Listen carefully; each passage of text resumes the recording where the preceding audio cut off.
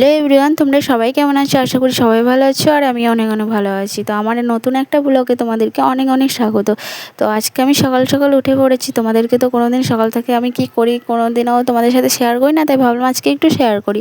তো সকাল সকাল আমি উঠে পড়েছি, তারপর ভাবছি একটু জল খাবো, কারণ জল তো সকালবেলায় খেতে ইচ্ছা হয় না, বমি বমি পাই, তবু একটু খেলাম, মনটা একটু ভালো হয়ে যায় জল খেলে।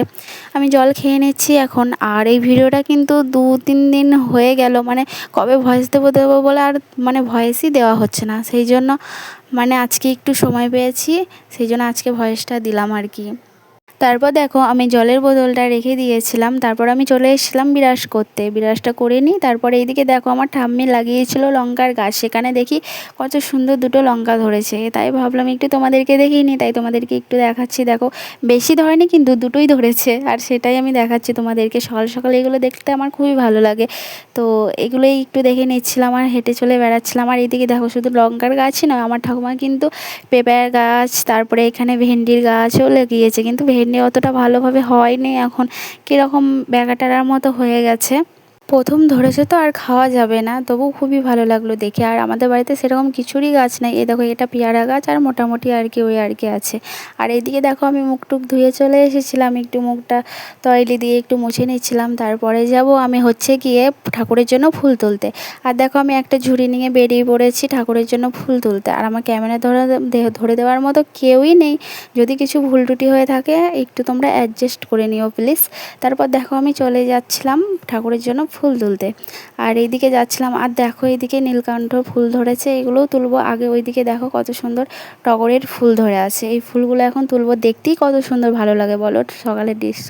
আর আমি উঠেছিলাম ওই আর কি 8:30 ওইরকমভাবেই উঠেছিলাম। আর আজকে এক জায়গায় যাবো, মা আর আমি যাব। আর এইদিকে দেখো ফুলগুলো এখন তুলে নেব, তোমাদেরকে একটু দেখিয়ে নিচ্ছি। না আমি তোলা তো দেখাতে পারবো না, ফার্স্টে এইভাবেই তোমাদেরকে একটু দেখিয়ে নিচ্ছি। টগর ফুলগুলো দেখতেই এত সুন্দর লাগে, হেভি লাগে, হেভি, আমার তো খুবই ভালো লাগে। তারপর দেখো আমি এক ঝুড়ি ফুলও তুলে নিয়েছি, এখন যাব হচ্ছে গিয়ে আমি বাড়ি। তার আগে আমি তুলবো যে নীলকণ্ঠর গাছের ওই ফুলটা দেখলাম না, বেশি নেই ওখানে, কিন্তু 2-3টে আছে, ওটাই তুলবো। আর এই এতটুকু তুলেছি, এইটা নিয়ে বাড়ি যাবো। আর এইদিকে দেখো মা লক্ষ্মীগুলো সব ঘাস খাচ্ছিল এখানে, তোমাদেরকে একটু দেখালাম। আর এইদিকে দেখো নীলকণ্ঠ ফুল ধরেছে বললাম না, ওটাই তুলবো। তারপর আমি বাড়ি চলে এসেছিলাম, তারপর আমি যাবো স্নান করতে।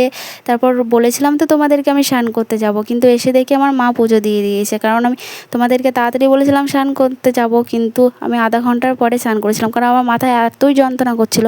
আর তারপর দেখো আমি রেডি হয়ে নিচ্ছিলাম, কারণ আজকের দিনে আমার মায়ের বাবা আমার দাদু আজকের দিন আমাদেরকে ছেড়ে সবাইকে চলে গিয়েছিলো, তারই 1 বছর পূর্ণ হলো, তাকেই আজকে শ্রাদ্ধ দেবে, সেই জন্য। তারপর দেখো আমি কত সুন্দর একটা চুড়িদার পরে নিয়েছি, হালকা পালকা সিম্পল দিয়ে। এখন যাব আমার মা আর আমি। তারপর দেখতে দেখতে দেখো আমাদের টোটোও চলে এসেছিলো, আমরা টোটোতেও চেপে পড়েছিলাম। মা আর আমি যাচ্ছিলাম, আর কেউ যাচ্ছিল না। আর উল্টো দিকে বসেছিলাম তো চুলগুলো কীরকম এলোমেলো হয়ে যাচ্ছিলো। আর দেখো পুঁছেও গিয়েছিলাম। আর এইদিকে দেখো এই মানুষটাকে দেখছো, এটা হচ্ছে কি আমার দাদু। আর এখানে যেয়ে দেখছি কাজও শুরু হয়ে গেছে, আর আমার কিছু ভালোও লাগছিল না, সেই জন্য আমি ভিডিওটা এখানেই শেষ করেছি। আজকের মতো বিদায় নিই, আবার পরে দেখা হবে, টাটা।